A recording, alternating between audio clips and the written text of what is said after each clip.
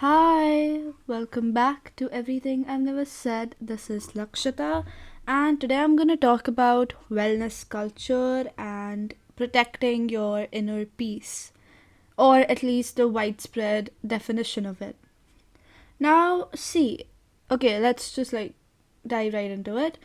Wellness is very important, and an all round sense of peace is also very important for a human being to function at maybe an executive level or a personal level. It's just a very vital part of everybody's functioning and everybody's personality on a daily.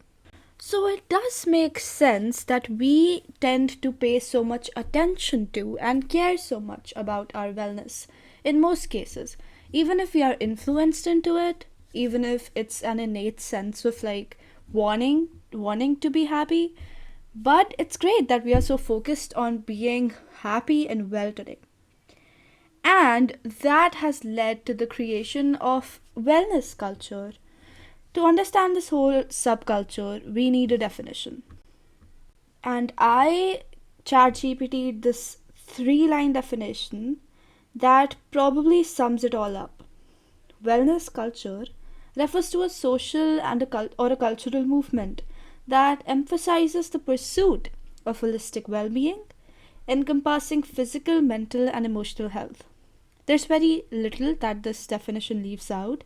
And basically, wellness culture or the wellness movement is just about embracing who you are, trying to be at peace with who you are, trying to eliminate the negative things out of your life, trying to attract positivity into your life, and feeling healthy in every, physical, mental, emotional aspect of your life.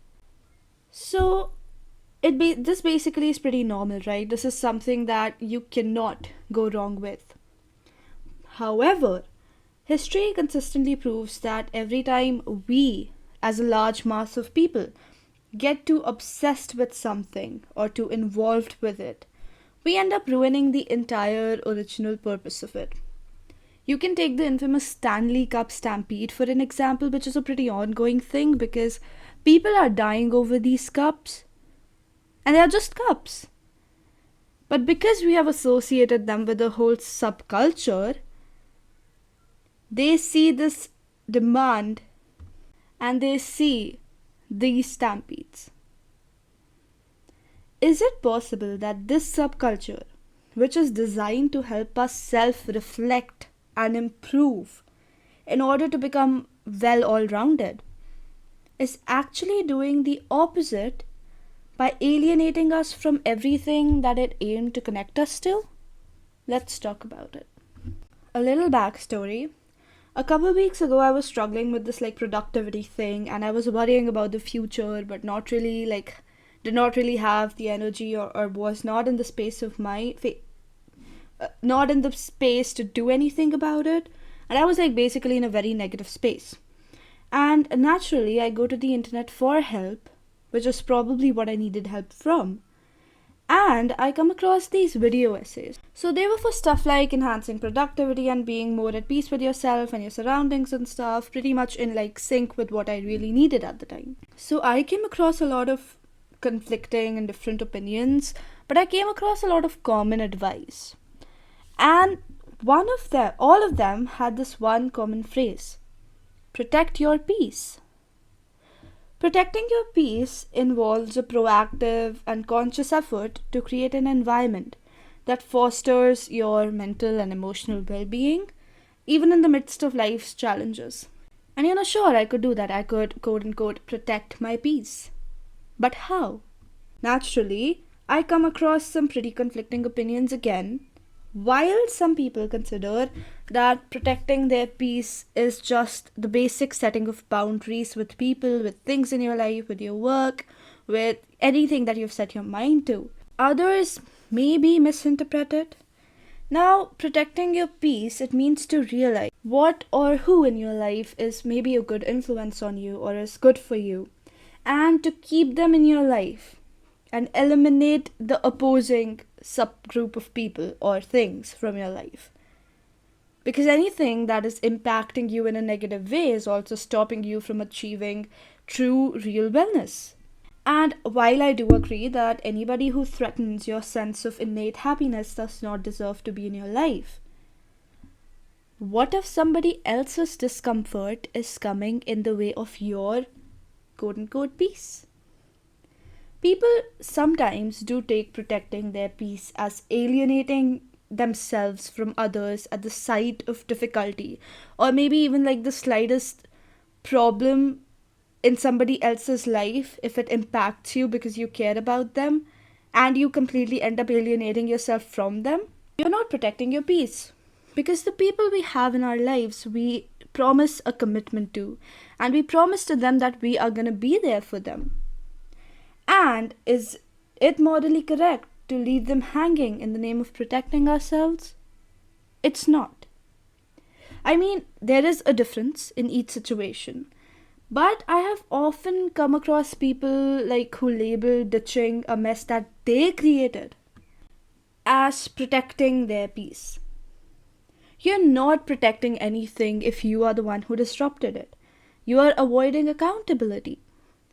Besides, to put yourself in situations that ask you to be more wary of what you're doing leads you to develop resilience. And what is life but being resilient? The reason people have started to misinterpret protecting our peace and being so engrossed in our individual identities is because there are so many people around us telling us that this is how it's supposed to be. Conclusively, I mean, we may misinterpret people leaving us half-assed as the protection of our energy, but in the end, it's usually more of us. We are running and exercising our flight responses to tricky situations in our life, kind of intensely.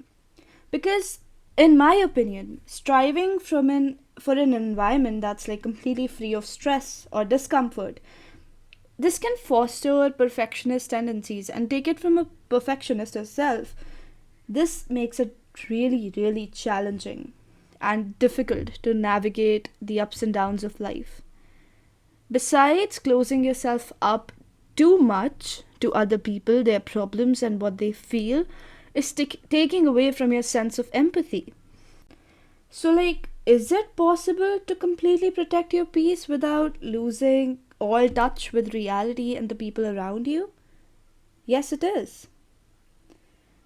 The Basically, our newer definition of protecting our peace is completely about ditching people at the side of problem, which is basically the opposite of what wellness culture originally aims to achieve. Because holistic and all rounded development is all for being connected with your peers and your family while also being there for yourself when you need it. It's less about secluding yourself, it's more about drawing a line between what you owe to other people and what you owe to yourself. So, if you're completely diverging your energy into cutting people around you off, you're gonna end up dealing with worse things than just their problems. And I have had the tendency to maybe like completely leave people, like not talk to them or just go silent on them for nothing, because sometimes it gets overwhelming. But in the end, more often than not, I do regret it. And regret is not basically an emotion that wellness culture endorses. Next, I wanted to talk about the commercialization of wellness regimes. So, oftentimes when I think of wellness, I picture closets full of skincare and thousands spent on treatments. Because what is self care but looking your best and feeling your best? The issue that now arises is the fact that the industry is often commercialized with the promotion of products, supplements, and services, which isn't wrong, but most of these people get into stuff that, let's say, may not be scientifically proven, or worse, necessity. This commercial aspect is exploiting people's concerns about their well-being, leading them to spend unnecessarily, leading them to compare themselves to people who can afford to put time, energy, resources into these regimes, into these routines. And wellness does not come from from the commercial aspect of it. It comes from the holistic, innate aspect of it. So this misleading aspect of the wellness industry, it capitalizes on people's insecurities too. And maybe their apprehensions about their health and appearance or all over well-being, and it basically profits off of creating a culture of fear or pressure to conform to certain standards, because algorithmically we are pushing ahead a certain agenda, a certain type, a certain expectation of what you're supposed to look like and how you're supposed to be and how your life at certain points of your existence is supposed to look like. The focus when it comes to wellness influencers or wellness products or skincare and mostly all of these things that market themselves on the basis of wellness is on selling products. That is the aim. Selling products or services that may also contribute to a consumerist culture. But in the end, their final aim remains to sell a service or sell their product. Individuals are led to believe that purchasing specific items in astronomical quantities is so essential for their well being. Further, also contributing to the idea that wellness can only be achieved when you've got cash to spend on material and the gratification that comes from it. And that is far from the case because wellness is very intrinsic and it's very innate.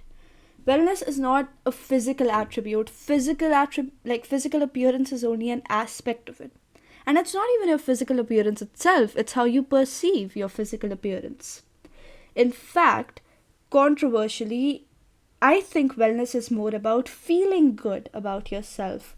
And this may not be related to your preset ideals of actually what looks good. Some wellness products and services, such as luxury spas, high end fitness classes, organic foods, can be expensive and hence not affordable. And this exclusivity creates disparities in access because something that I can afford to put my time and energy in, you may not. This limits the benefits or maybe just the idea of feeling well to those with higher incomes, which is also an idea completely built upon misconception and psychological marketing of these products as absolute necessities and not options. So, if I want to engage in these wellness practices and I cannot afford them, what do I do? Can I not achieve wellness? The pursuit of wellness goals is often fueled by societal pressure and the fear of being perceived as negative or marketing messages. Because in the end, every influencer holding this obscure brand promising that it will make you feel and look your best is only, or maybe like producing an anti-aging treatment is only looking for profit, it's only looking for sales. So no, I do not think that I need to spend 75% of my monthly income on expensive subscriptions on skincare or some pseudo unattainable standards. I can still be well because these companies and the ones promoting them get a lion's share of their income for making you believe that you need their products or their services for being your best self. Commercialized wellness culture also often is very favorable towards an external indicator of wellness or of your overall health, something that can only be seen on the outside, such as your appearance, rather than considering holistic well-being or maybe your mental health, because that is not something that these companies can promise to change. Hence, it's not something that they focus on, often leaving the idea of having a good, balanced emotional health out of the idea of wellness as a whole, even though all the other forms of good health depend on how you regulate your emotional well being. It is so very important to approach wellness with a critical mindset, to not believe whatever we see online about wellness. It's important to learn that protecting your peace is not limited to ditching people at the side of problem, or it's not about having to alienate yourself from people that only mean well for you. Oftentimes, we do have our own biases when it comes to deciding what people get to stay in our life and don't. But it's so very important for us to develop resilience as we grow and as we go through life. This newfound Gen Z oriented idea of protecting your peace is largely focused on leaving people behind and not being there for people or not letting people be there for you, which is not just largely unattainable but also highly detrimental to your wellness. Ironically, what it claims to improve. When it comes to the commercialization of wellness again, we forget the psychoeconomical aspect of these brands and these companies in skincare and everything that they are endorsing. Because most people who are around you selling these products or selling these ideals are not actually aware of every single aspect of their effect. So, to approach wellness with a critical mindset, recognizing that what works for one person may not work for others, because peace and well being is not a one size fits all. It's about striking a balance, it's about adopting a healthy, holistic, and a very your self oriented approach to wellness and health. It's even more important to understand that people in your life are there for you just as you're supposed to be there for them. And it does not make, I mean, it does make sense to let go of what serves you, what doesn't serve you.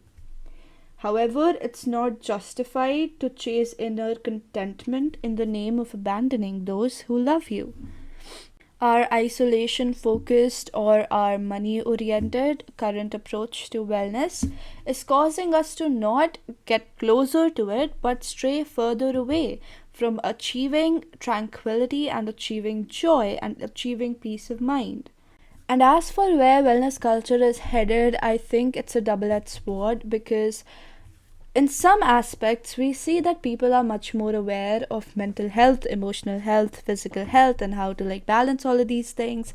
And it's a good thing because being aware of this means people will also probably try to take positive steps in that direction. But the same thing is kind of causing people to realize that there's a lot of profit that lies in the wellness industry. And the same things that we were selling in the name of skincare, we can now sell in the name of clean girl. And I think that wellness has reinvented itself over the years because maybe 10 years ago, it was being a clean girl on Tumblr or being that girl. Today, it's more about looking fresh and looking dewy. So we are just reinventing the idea of wellness, giving it different names and making it an umbrella concept instead of a lot of other distinct concepts. But as we do so, we are also taking away from the individuality and the subjectivity of this. With that, I'd like to end today's episode. That is it for today. Thank you so much for listening. I hope that this did something for you. This is Lakshita and I'll see you soon. Bye.